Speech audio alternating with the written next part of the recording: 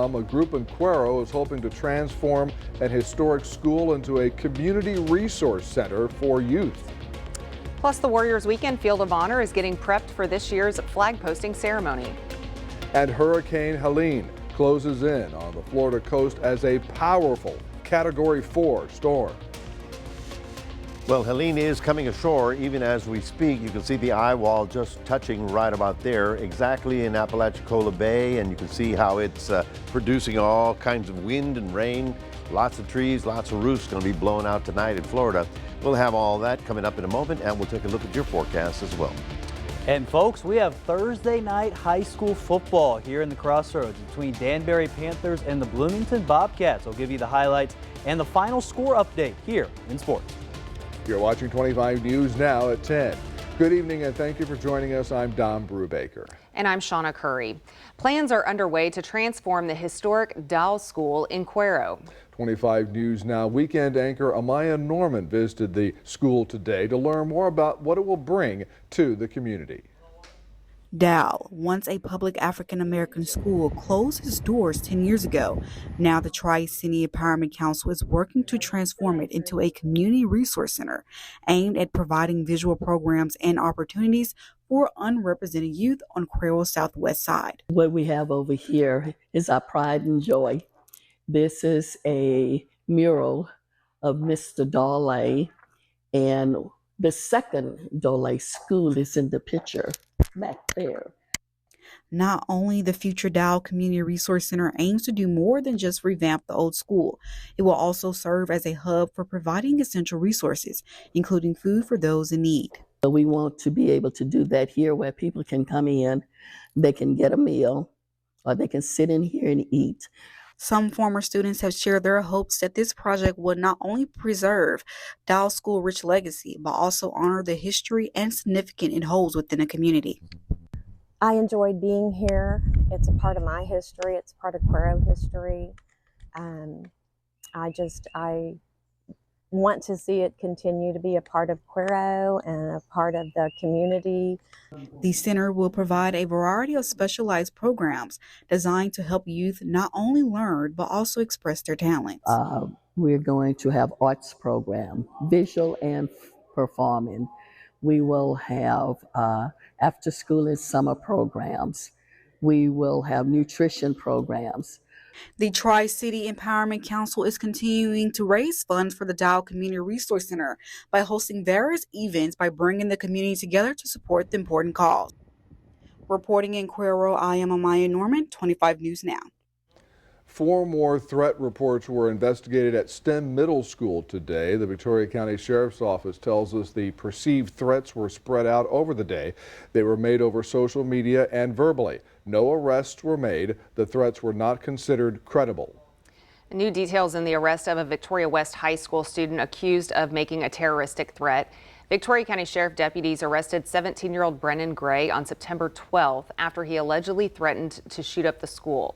According to the arrest report, Gray warned classmates not to attend school the following day, insisting he was serious and opening his backpack, implying he had a weapon, which he did not. When deputies spoke with Gray, according to the arrest report, Gray told deputies that he was joking. Gray was then charged with making a terroristic threat and booked into the Victoria County Jail. He was released later that day on bond. While this incident involved a student, local law enforcement officials say social media posts by parents have contributed to recent investigations on several campuses. The Victoria County Sheriff and Victoria County District Attorney say adults have posted unverified rumors about local school threats on a variety of social media sites. This perpetuates the chaos. They are stressing the importance of parents not sharing information about a perceived threat to social media. Instead, they should contact law enforcement. Not only does the unverified information spread quickly, authorities say, causing unnecessary panic, parents can be subject to the same criminal penalties for making a false alarm or report, which is a felony. A Victoria man is facing an exploitation charge. 38-year-old Matthew Johnson is in the Victoria County Jail on a charge of exploitation of a child, elderly, or disabled person. He is being held in lieu of $50,000 bond. Matagorda County officials are asking for help to locate a woman wanted on a felony charge. Veronica Zepeda is wanted for a repeal of her probation on a second-degree felony. If you have any information, contact the Matagorda County Sheriff's Office at 979-245-5526 or the Bay City Police Department at 979-245-8500. A fugitive from justice is captured in Victoria. 19-year-old Demyron Brown of Atlanta is in the Victoria County Jail on 3 out-of-state fugitive from justice charges. He's being held with no bond. A 3-vehicle crash leaves a vehicle overturned. It happened around 2 this afternoon on North Laurent and Commercial Streets. Police say 2 vehicles were stopped for a train crossing when the driver of a red vehicle tried to drive around them. The red vehicle hit the back of one vehicle, which then hit the third vehicle. The red vehicle flipped over twice, coming to rest on the hood. That driver was taken to the hospital with minor injuries and was ticketed by police for a failure to control speed. Hurricane Helene has strengthened to a Category 4 hurricane, one of the largest storms to come out of the Gulf of Mexico in the last century. So Category 4 means that Helene has maximum sustained winds as high as 130 miles per hour, even higher gusts. Ivan Rodriguez is in Tallahassee, Florida, right in Helene's path. Hurricane Helene is battering Florida with high winds and a devastating storm surge. Florida Highway Patrol said at least 2 bridges in Tampa had to be shut down. Experts say it will likely be the strongest hurricane to hit the U.S. in over a year. Those impacts are going to be life-threatening in a staggering way. Emergency declarations already approved for Florida, Georgia, North Carolina, and Alabama. President Joe Biden issuing an urgent warning to all those in Helene's path. Everyone needs to take it seriously, extremely seriously. The potential storm surge is well beyond the immediate path of the hurricane, could be significant and deadly. For much of Florida's Gulf Coast, mandatory evacuations have been in place since Wednesday, with state and local officials imploring residents to leave while they have the chance. Many veterans of previous hurricanes like Ian and Idalia are opting to stay put. Some people have made decisions that they're going to hunker down, even though they were requested to leave. Some Georgians a little farther inland making final preparations before Helene hits them. We've been doing this for years. Been here 34 years, doing the same thing every year. Just make sure we got everything prepared because the last storm that came through was horrible. In Tallahassee, I'm Ivan Rodriguez. Let's take a first look at your forecast with First Warn Storm Team Chief Meteorologist Mac Pettis. And Mac, you also had the very latest update on Helene. Yes, as a matter of fact, Don, the center of the storm, the eye of the storm, has come ashore right about the Apalachicola Bay. Next thing it's going to hit is Tallahassee. So this is going to be a very long, rough night all over the Florida Panhandle with torrential downpours, and you heard the winds probably up to 115 miles an hour. They've begun to decrease a little bit. We'll be talking more about that coming up in a moment. All right, thanks, Mac. An empty field in Victoria will soon be filled with red, white, and blue, with each American flag honoring a military hero. In what has become a Crossroads tradition, the Field of Honor flags will once again be waving, all to honor veterans both past and present. Field of Honor event organizer Colonel Mike Petrosh says more than 2,000 rebar rods have been placed in the ground, ready for the flag posting ceremony Saturday morning. Petrosh says sponsoring a flag is a great way to show honor and respect to those who help keep our country free. It's not about saying, hey, look at us. It's about the fact that we are able to honor as many veterans and warriors as we can out here.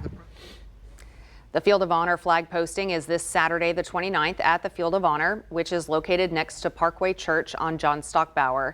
The flag posting begins at 9 a.m. The Warriors Weekend Fishing Rodeo will take place October 12th, with the soldiers arriving the day before. If you're interested in sponsoring a flag, you can visit warriorsweekend.org. And today's viewer poll, we were wanting to know if you have visited the Field of Honor. Yes, I have. I'm going on Saturday. Or no, I have not. About half of you who have voted have said that you have not visited the Field of Honor to check it out with the flags posted.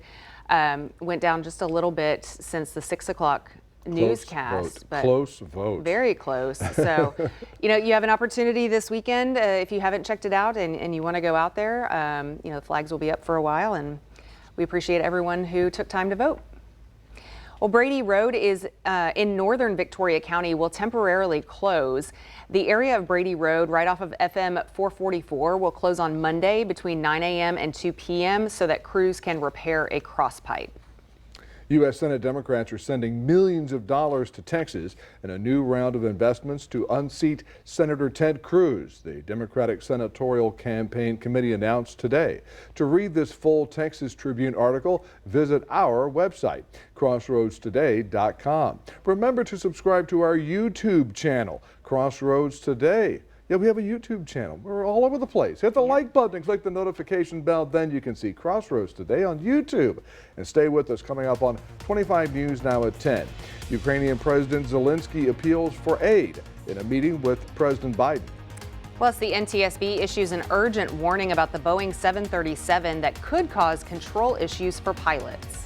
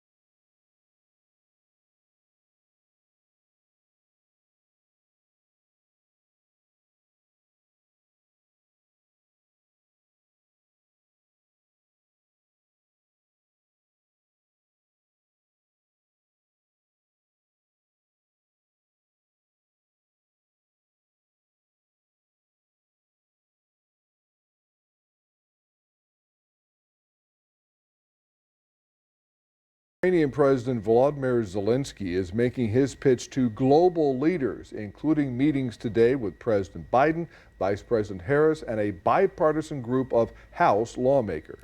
The administration just announced a new aid package to Ukraine under fierce criticism from some Republican leaders. ABC's Christiane Cordero has the latest. Today, Ukrainian President Volodymyr Zelensky is in the nation's capital, courting the elected officials helping fund Ukraine's war against Russia. Standing alongside him this afternoon, Vice President Kamala Harris. My support for the people of Ukraine is unwavering. Zelensky also met with President Biden and bipartisan members of Congress to lay out his, quote, victory plan. And to all American people, together we have to win, and we will win. Zelensky telling elected officials he wants to hit key Russian targets. He believes if he could shut down those Russian air bases and missile bases that are attacking his country, that would give him leverage to get Putin to the table. I believe that too. Notably absent from the meetings, House Speaker Mike Johnson, who called Zelensky's visit to his Scranton ammunition plant over the weekend a partisan campaign event and election interference. Former President Trump hasn't met with Zelensky this week either. Trump critical of the administration's support to a war that will soon enter its fourth year. And Biden and Kamala allowed this to happen by feeding Zelensky money and munitions like no country has ever seen before. He's probably the greatest salesman on earth. Zelensky, speaking to world leaders at the UN this week, tried turning the political rhetoric down. We do not divide the world. I ask the same of you, do not divide the world. Be united nations, and that will bring us peace.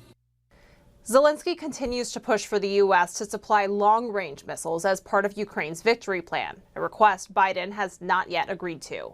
Christiane Cordero, ABC News, Washington. The NTSB issues what it calls an urgent safety warning for some Boeing 737s over a critical flight control that could possibly jam. The issue involves an actuator attached to the rudder on some models that could fail. That actuator can be found on Boeing's embattled 737 MAX line. An incident involving the issue was first reported on a United Airlines flight earlier this year. The pilots of a MAX 8 reported their rubber pedals stuck in the neutral position when they were landing in Newark, New Jersey. The NTSB is recommending that Boeing warn pilots and come up with an alternative solution. The FAA says United Airlines is the only U.S. airline with 737s using the components in question and that they are no longer being used. The agency also says it is monitoring the situation. Brain activity has been detected in people with severe brain injuries who are in a coma. Zareen Shaw shares new research that shows more brain activity than previously thought. 1 in 4 patients with severe brain injuries who've been unresponsive for a long period of time seem to have some brain activity when asked to respond to a task. Scientists reporting in the New England Journal of Medicine suggested they can see this activity on specialized brain tests. Their findings from this new research could help doctors make decisions about treatments for their patients in a coma or a vegetative state. It could even help families decide to keep them on life support. The presence of detectable brain function, despite someone being outwardly unresponsive, has been linked to faster recovery and better outcomes 1 year after their injury, the researchers said. For people with brain injuries, this new evidence indicates new hope. With this Medical Minute, I'm Zoreen Shah, ABC News. Everybody, we're down to 71 degrees. I hope you enjoyed that sunset. It was a beautiful evening. Of course, the low humidity came in with the north wind last night. We managed to get up to 91, which is closer to the 89, which is our average temperature. Coming up, we'll be talking about what to expect for the rest of the week and the weekend, and we'll take a last look at Florida and see how they're doing with Helene. All that in a moment.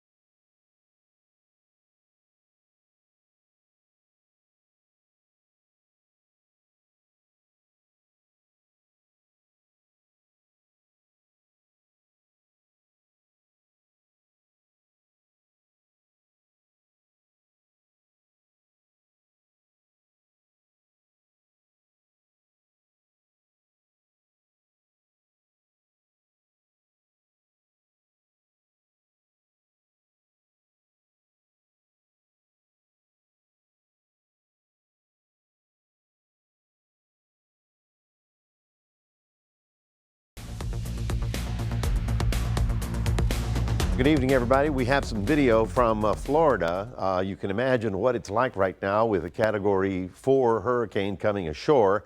Lots of wind, probably in the 130-mile-an-hour range, torrential rain and downpours. The storm surge in Tampa Bay, which was not exactly directly hit, was up at about 5 to 6 feet. And of course, the concern is that the storm surge in the Apalachicola area will be up to 20 feet. So we're going to be doing that. That's happening now. As a matter of fact, the eye of the storm has come in. We are looking, of course, at absolutely gorgeous weather for us. That north wind brought us a nice dry air, lots of sun. Warm in the daytime, but at least mild at night, and the evenings are going to be spectacular all the way through the weekend. This is the big ridge of high pressure that's keeping us protected and giving us the dry air, and it came in from the north, so it is a cool high. And of course, it's also pushing this little frontal system down to battle with the hurricane. Now, this is going to be strange, so follow me. We got a low here, we got a front here, and another low here. These two are going to merge, and they're sort of going to do a little dance together, but that's why the storm's going to rain itself out over the Tennessee Valley. And so they're going to get tremendous rainfall as well, almost what they're getting down in Florida tonight. Tomorrow, 92, we're looking at fairly mild weather. I mean, the 92 is not so, I don't have a heat index to give you because the humidity will be so low. Well, here's the storm center. You can see how the eye just moved ashore just within the last 30 minutes to an hour. The storm is winding up. It's now going to go over Tallahassee and then into Valdosta. I believe that as far north as Atlanta, they're probably going to get hurricane force winds, as you can see right about here. So it came ashore as a 4, and then it moves north. Then it runs into that other low, and it does a dance in the middle of Mississippi Valley. Now, this is it for you and for me. In about 7 days, as we get to October 2nd through the 5th, computer models are now beginning to pick up a low and a possible tropical storm right here. Now, here's the funny part. Not funny, it's not funny. It has a turn in it, and that would take it over the Yucatan Peninsula, then putting it into the Bay of Campeche, which makes it too close for comfort, so we're going to have to watch that. That's a few days away from now. I don't want to scare you. I just want to prepare you for when that system comes together and see if it does come together. All right? So tomorrow, got a beautiful day for everything you want to do down in Port Lavaca. Sunny skies, nice north winds, comfortable temperatures around 89. In Cuero, lots of sunshine all day long, nice north winds, and only a 93. That's nothing out there. Look at this forecast. I mean, it's just delightful all the way through the early part of next week. That's because we're on the backside of the tropical storm and getting the dry air behind it. That's your 7-day forecast, reminding everybody we do have a QR code. Love for you to scan that, put Crossroads Today on your phone, and you know, they're dancing in the streets in Bloomington. Isn't that right, Max? Yes, they definitely are dancing in the streets of Bloomington. I'll tell you about some of those highlights and how they got the win, but also we have Athlete of the Week too, everybody, so I'll tell you who that is as well in sports.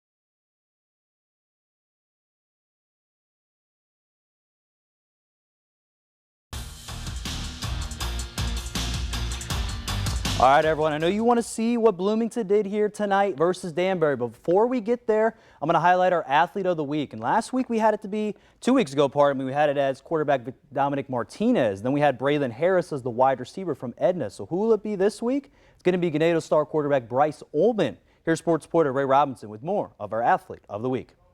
The Ganado Indians were at full strength on Friday night against the Tidehaven Tigers. Their 42-6 victory could be a display of what's to come in the future, which brings me to your athlete of the week. Bryce Ullman, who made his long-awaited season debut for the 2024-2025 high school football year. It feels good. I've never been better. Energy's more ecstatic than I've ever seen, just me getting back on the field with them, and it's fun to be playing with them back here again. Bryce didn't appear to miss a step in his first game back, throwing for 402 yards and 5 touchdowns, a performance where he was quick to give his props to. This game was also a message because he knows there's still more work to be done. Props to my receivers, props to the O-line, props to everybody. I mean, they all did well, and it showed. I'm satisfied, but job's not finished, you know what I'm saying? Some missed assignments, like making the wrong reads and stuff. That's on my part, but we got to fix some stuff up in the defensively and offensively. And hey, when we get those things fixed, we'll be clicking real well. The Indians are currently ranked number 2 in Class 2A, Division I, and look to continue to prove their case as a state favorite, taking on Flatonia in their first district game of the season. Let's wish the Indians good luck. Ray Robinson, KAVU, TV 25 News Now, Sports. All right, thanks, Ray. Now, most of the games, like we talked about, they're on Friday nights, but one game that happened was between Danbury and Bloomington. Let's check out these highlights. Bloomington Bobcats are looking for their first home win since district play, and it's been a scoreless first quarter until you see Amari Gardner. He's going all the way for the touchdown run. It would get the game up there to be 6-0. They get a 2-point conversion. Bobcats up 8-0. Then Danbury, they were driving with 1 minute left to go in the first half until a big-time interception right there. Number 7 there, Amari Gardner. Look at that, trying to break a tackle, get down there for a big play. But the Bobcats, they would not respond on that play. It'd still be 8-0. But then we go to the second half. Aiden Gardner, look at that, breaking some tackles, getting a play down there to the end zone, and gets to the pylon. 14-0 Bobcats right now. But then how about the defense making a play, and then quarterback Bryant Clay says, I'm taking it myself to the end zone, and to make the score there 22-0. And Bloomington, they would keep it going here with the final score being in this one. Bloomington would win 28-0 over Danbury in this game.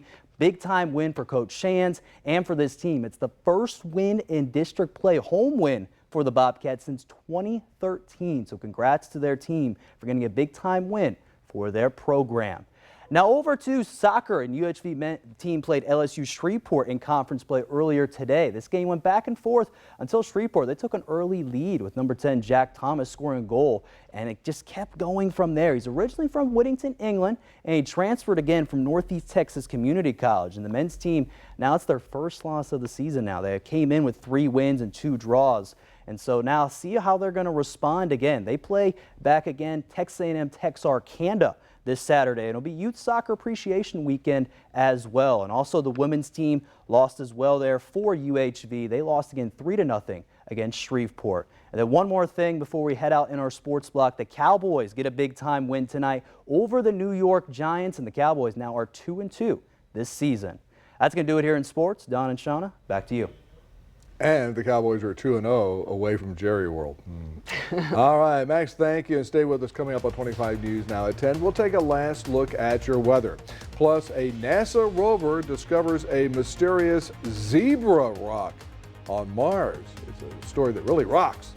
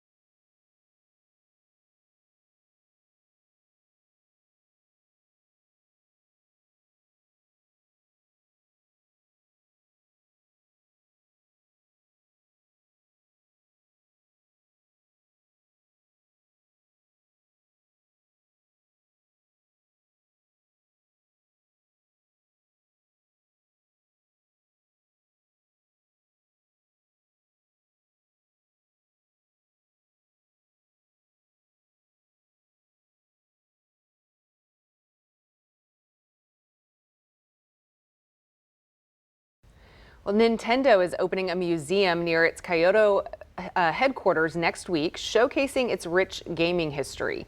The museum highlights Nintendo's journey from a maker of playing cards to a global gaming giant. Had no idea about the playing cards. Fans can explore iconic products like the Game Boy Switch and lesser-known inventions like the Mama Barica stroller. Interactive exhibits will let visitors play classic games like Super Mario Bros. On giant controllers. Anticipation is high for what's next for Nintendo, as well as they are eyeing its next big console reveal. So that looks pretty cool. Yeah, can't wait. A striped surprise has been found on another planet. NASA's Perseverance captured images of this black and white striped rock last week on Mars. It's been nearly a month since the rover started its climb up steep slopes hunting for ancient rocks. A team of scientists were amazed by this discovery and named it Freya Castle. The so-called zebra rock is believed to have a texture unlike any seen on Mars before, and scientists hope the discovery can teach them about early Martian history. Learning something new every day. Can you smell what that rocket's cooking? I'm telling you. That's history. Unfortunately, some history is being made tonight in Florida. Yeah, unfortunately, the storm is already touched shore, so the eye is on land.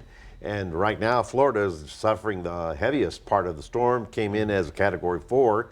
Tomorrow, it'll be in Georgia and places like Macon, Augusta, Atlanta. They're all going to be having problems with torrential downpours. Lots of trees, lots of roofs, lots of signs going down because of the strong winds and, of course, the flooding rains that are occurring. For you and me, it's absolutely gorgeous. Look at that forecast. Sunny skies all the way through the weekend. A little warm in the afternoon, but the evenings and the mornings and the night times will be very comfortable with low humidity all the way through Monday.